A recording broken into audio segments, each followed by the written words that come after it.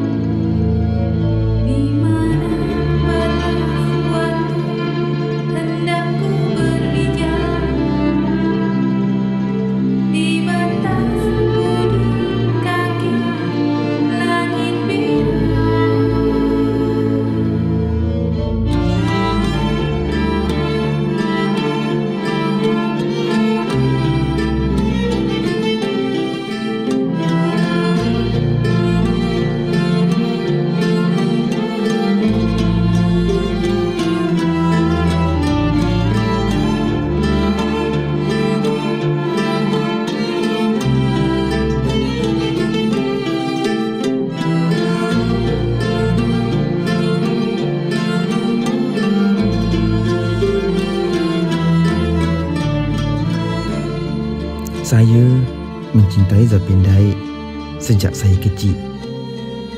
Tapi semakin saya mendalaminya, semakin pula saya merasa kita telah kehilangan sesuatu. Tidak ada buku, tidak ada literasi, tidak ada catatan sejarah, hanya lisan, dan itu pun sudah mulai memudar.